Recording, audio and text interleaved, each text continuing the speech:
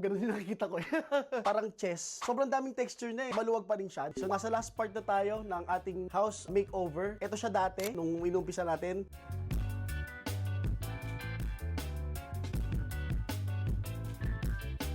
Ito na siya ngayon. Yan. So, kung makikita nyo, 97% na siyang kompleto. Kaya 97% kasi may hindi pa nakakabit dito yung mga L-corner para makonceal natin yung mga LED lights. Tricolor tong nilagay namin. Oo. Yung tayo sa dilaw. Yan. Depende kung ano gusto mong ambience para may laro. So, tricolor yung mga ginamit namin ilaw. Explain ko na isa-isa. Umpisa natin dito sa likod ng ng TV. By the way, ang motif ng design na to is theater. Ang nilagay namin dito is acoustic panel. Talagang acoustic kasi ito yung TV area, yung kabila kasi nito, kapitbahay na. Ayaw naman natin na mastorbo sila kung halimbawa gabi na nanonood pa or may nagbibideo pa rito. So, naglagay tayo ng acoustic panel dito sa side na to. The same time, yung acoustic panel kasi natin is may design na siya. So, fluted siya. Kaya ginawa namin parang chess, parang ganun, para lang magkaroon ng design para hindi nakakaumay kasi linear na yung ceiling eh. So ito nilagyan namin ng laro. So ang ginamit naming kulay dito is ash tree and dark walnut. So bakit yun ang combination? Kasi ash tree same ng color ng ceiling and then dark walnut same ng color ng flooring. Acoustic panel, available na yan sa amin. And then ito is, hindi pa ito tapos, kaya nag-7% kasi may ilalagay pa kami dito. Alam niyo yung parang sa movie house, pagpapasok ka sa sinihan, meron kang makikita doon yung mga showing, gano'n, yung lalagay namin dito. So bakit ko lalagyan ng display kung maganda naman na? Nagkamali ako dito sa design dito eh. Masyado na kasing redundant. So kasi itong wall na to is same sa ceiling. Continuous siya. Sobrang daming texture na eh. Sobrang daming linear na nakikita, mga guhit-guhit. So masyadong OA na. Lalagyan natin to ng ibang design. So punta tayo dito sa kabilang wall. Dito, sa likod ng pinto, yan, continuous yan. Dire-diretso hanggang dun sa gilid ng rep.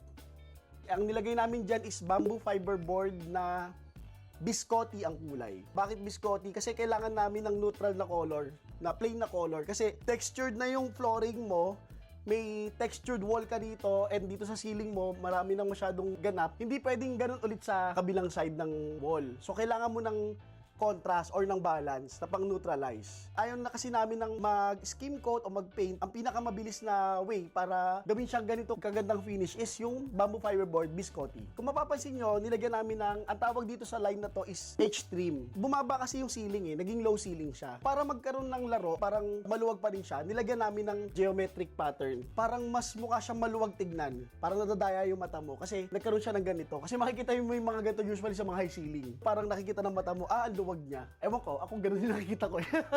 At least, di ba? Hindi ko alam kung nakaka-capture ng camera yung texture ng bamboo fiberboard na biscotti. Nung una, inisip ko, sinong bibili ng biscotti?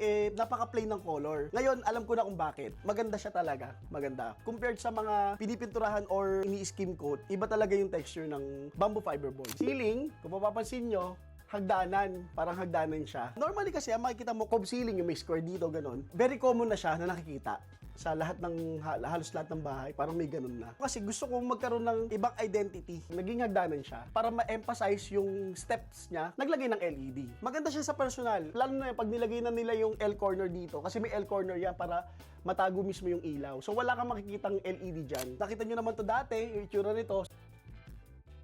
Nakita nyo naman ang pagbabago. Lalagay pa ako dito, charcoal board naman, yung mirror series niya. And then, punta naman tayo dito sa ceiling ng kusina, mother-in-law ko. So, dati kasi, diretsong yero na to. Nilagyan namin ng PVC ceiling seamless ash tree. Kahit pa paano, lumiwanag yung kusina.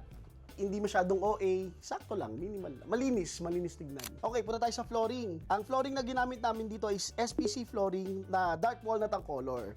So, bakit dark walnut? Kasi light yung ceiling mo eh. Kailangan mo ng contrast. May mga aso kasi, may mga pusa dito. So, minsan galing sila sa labas, maputik. Pag light color kasi ang nilagay namin, possible na katagalan, mangitim, maalikabok dito sa area namin. Tapos, isa pa sa maganda sa dark walnut, hindi siya magkakamukha ng talagang natural wood talaga yung dating niya. Yung haspi niya na yan, hindi lang siya basta printed. Pag tinouch mo, talagang kahoy. Although, ang SPC is made out of natural stone grains and thermoplastic, nagmukha siya talagang kahoy. Malambot din siya at saka mas mainit sa paa compared sa traditional tiles. Binahato nung nakaraan. Di lang na video. So far, tignan namin kung mag-aangatan. So far, hindi siya umangat. Di siya nasira. That's it. Watch out kayo sa mga susunod na makeover namin. Marami pa tayong mga project na gagawin.